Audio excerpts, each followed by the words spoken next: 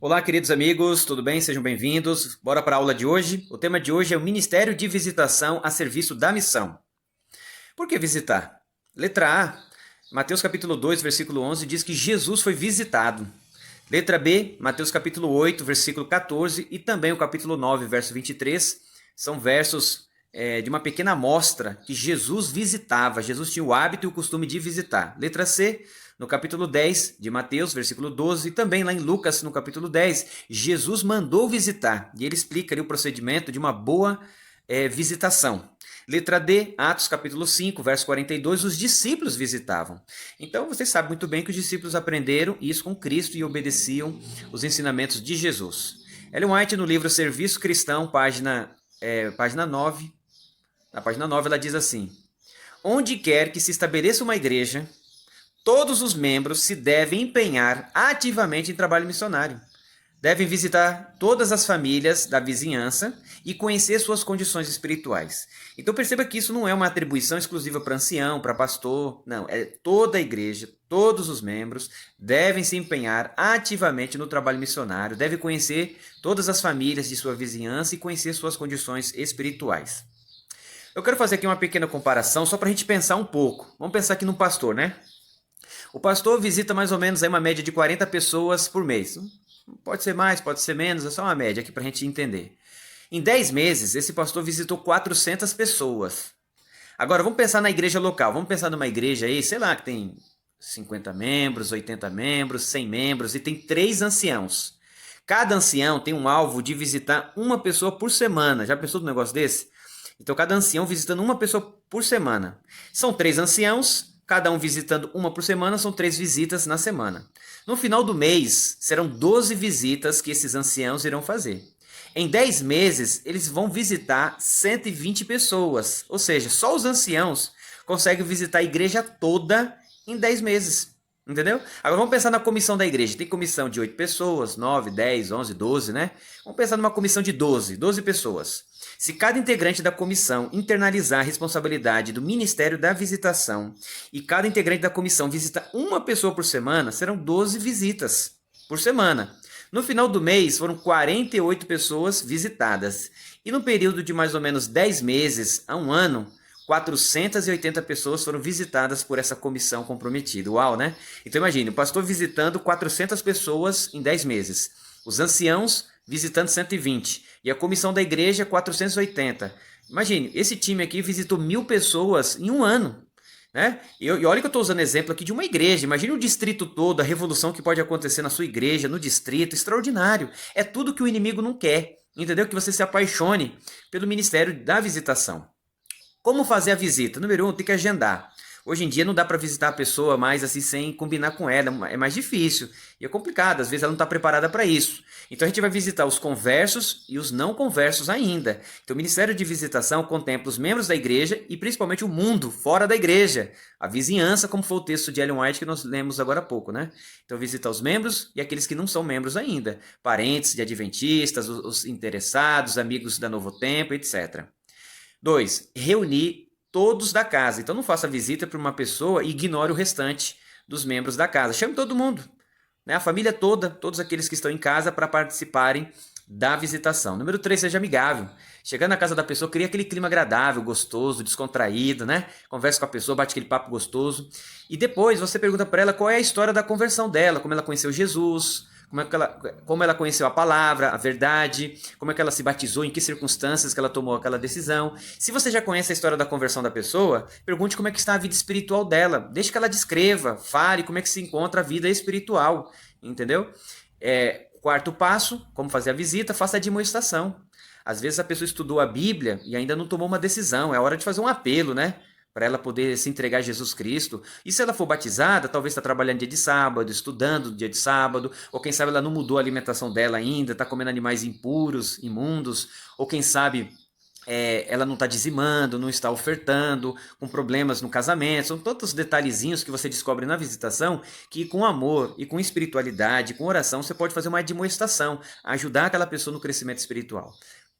5. Leia um verso bíblico com ela. Né? Torne a visita pastoral realmente espiritual. E finalmente, veja quais são os pedidos que os familiares querem fazer ali, ou a pessoa quer fazer, Ore pelos pedidos de oração, não apenas na visita, mas ore em casa também. Então são passos básicos e elementares para fazer uma visita. Agora, quais são as vantagens do ministério da visitação para você e para a igreja? Primeiro, amplia o relacionamento.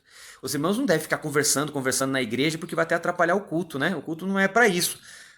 Mas você conhece a pessoa por meio da visitação, desenvolve uma amizade profunda, sincera, duradoura, né? Então, amplia o relacionamento, é uma vantagem do ministério da visitação. Número 2, isso fortalece a vida espiritual, tanto da pessoa que recebe a visita, como a sua própria vida espiritual. Primeiro, que você está obedecendo Jesus. Jesus visitava, os discípulos visitavam, está contemplado isso na Bíblia, no Espírito de Profecia, Ellen White falou sobre visitação. Então, você é beneficiado por obedecer a Deus e você aprende com os outros. E você cria amor pelo ministério da visitação. E a pessoa que recebe a visita é fortalecida espiritualmente, inclusive recebe uma palavra de esperança ou é admoestada para obedecer alguma parte que Deus mandou, né? 3, o ministério da visitação ajuda a resolver conflitos ou até evitar problemas na igreja. Então, uma boa visita resolve ali um conflito, um problema, e são coisas que talvez você não vai precisar nem levar para a comissão da igreja, não trouxe o opróbrio, e ali o conflito foi resolvido com espiritualidade na visitação. 4, nós devemos levar pessoas à decisão, por meio de apelos. Quem converte é o Espírito Santo, mas quem faz a visita é você, sou eu. Então deve explicar a Bíblia para a pessoa, dar o estudo bíblico e fazer apelos, conduzi-las ao tanque batismal e ao reino de Deus. 5, outra vantagem do ministério da visitação é o preenchimento de necessidades. Às vezes a pessoa está passando fome, às vezes está precisando de um remédio, às vezes de uma palavra de conforto, às vezes a pessoa está enlutada, às vezes é um conflito no relacionamento, ali no casamento, ou o filho está fora da igreja. Então você preenche a necessidade descobrindo as necessidades por meio da visitação. Agora, o que nós devemos fazer? Eu separei pelo menos 2 textos do Espírito de Profecia, eu queria que você refletisse comigo. O texto número 1, Evangelismo, página 488, a irmã White diz assim: ao visitar de casa em casa, abrindo as Escrituras àqueles cujo entendimento se acha obscurecido, os anjos de Deus estarão bem perto, ao teu lado, a fim de impressionar o coração daquele que se acha sedento da água da vida. Que promessa linda, maravilhosa. Deseja ter a companhia dos anjos? Vamos visitar as pessoas que estão sedentas da água da vida que é Cristo e estão vivendo na escuridão.